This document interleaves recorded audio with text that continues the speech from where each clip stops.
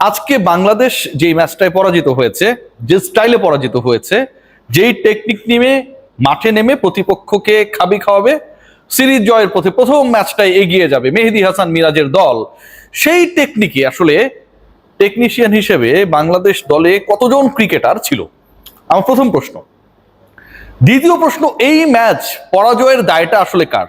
ম্যানেজমেন্টের, ক্যাপ্টেনের, নাকি পার্টিকুলার দু একজন ক্রিকেটারের যারা তাদের রোলটা প্লে করতে ব্যর্থ তো হয়েছেন বটেই, একই সাথে বাংলাদেশের যে সম্ভাবনার জায়গাটুকু ন্যূনতম ছিল সেটাকেও ডুবিয়ে দিয়েছেন?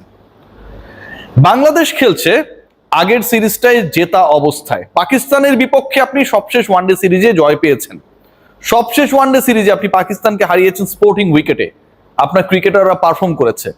পাকিস্তানের যেই দলটা বাংলাদেশের বিপক্ষে সবশেষ সিরিজে খেলেছিল, সেই দলের স্ট্যান্ডার্ডের থেকে তুলনামূলক আলোচনা করলে বিলো স্ট্যান্ডার্ডের নিউজিল্যান্ড এই মুহূর্তে বাংলাদেশের মুখোমুখি।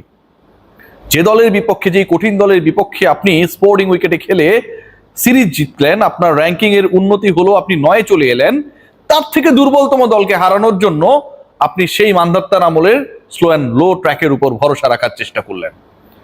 বাংলাদেশ দলের ব্যাটিং লাইন আপের কথা যদি আপনি বলেন, ওপেনিং এ যেই দুজন রয়েছে, কে? সাইফ হাসান, তানজিদ হাসান তামিম, এই দুজন ক্রিকেটারের কে ওই স্লো অ্যান্ড লো উইকেট না হইলে পারফর্ম করতে পারবে না? দুজনের মধ্যে কেউ কি? উত্তরটা হচ্ছে না।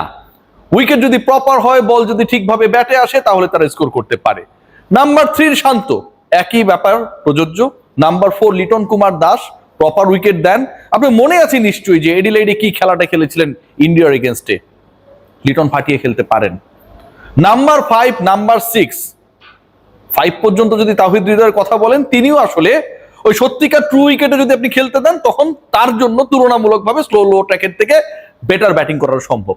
টপ 5 এর 5 জন ব্যাটারের সবাই আপনার দলের যারা কন্ট্রিবিউট করবে, আপনার দলের ইনিংস বিল্ড আপ করবে, চেজের ক্ষেত্রে বলেন কিংবা আগে ব্যাট করলে বলেন, সবার অ্যাবিলিটির জায়গা, সামর্থ্যের জায়গাটা যখন স্পোর্টিং উইকেটে, ঠিক তখন ওই স্লো অ্যান্ড লো ট্র্যাক কার জন্য এখানটায় তৈরি করা হয়েছে।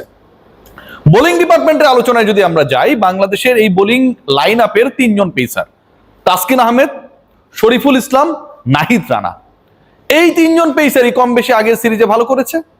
এই 3 জন পেসারের সবচেয়ে আলোচিত এই মুহূর্তে পিএসএল এ ভালো করা নাহিদ রানা, ওখানকার স্পোর্টিং উইকেটে টি-20 ক্রিকেট চলছে সেখানটায় দুর্দান্ত পারফরমেন্স করে 7 উইকেট নিয়ে বাংলাদেশে কামব্যাক করে এসেছে।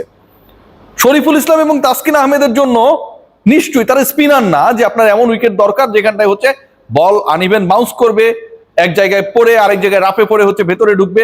Not needed, they are qualified enough. আপনার দলে দুজন স্পিনারের, মেহেদী হাসান মিরাজ ক্যাপ্টেন একজন, আরেকজন রিশাদ হোসেন। রিশাদ হোসেনের হাইট, রিশাদ হোসেনের ওই হাইটে বল করার যে টেন্ডেন্সি, সবকিছু মিলিয়ে তার জন্য আসলে স্পেশাল কোনো সুবিধার প্রয়োজন পড়ে না। যদি প্রয়োজন পড়ে সেটা অফ স্পিনার মিরাজের জন্য। আর ব্যাটিং ডিপার্টমেন্টে ওই ধরনের মান্ধাত্তার আমলের উইকেট ইন্ডিয়াকে আমরা হারিয়েছিলাম 2018 সালে। সেই সময়টা পারফরমেন্স এবং পার্টনারশিপ আমরা দেখেছিলাম যে অল্প রানে গুটিয়ে যাওয়া, তারপর 9 উইকেট পড়ে যাওয়ার পরও সেটা চেস ডাউন করার চেষ্টা।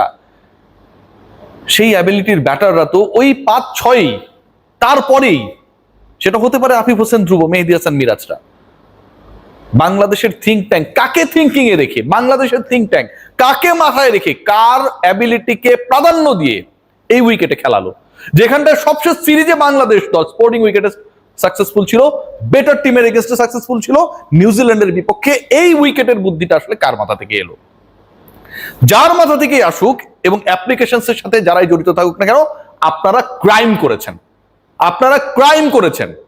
আপনাদের দলের অ্যাবিলিটির জায়গাকে আপনারা গুরুত্ব না দিয়ে আপনারা যেই কাজটা করার চেষ্টা করেছেন, প্রতিপক্ষকে আপনারা ওই স্পিন ট্র্যাপে ফেলবেন, অথচ আপনার দলে 3 জন পেসার খেলছে, স্পিন ট্র্যাপের কথা আপনি মাথায় রাখছেন।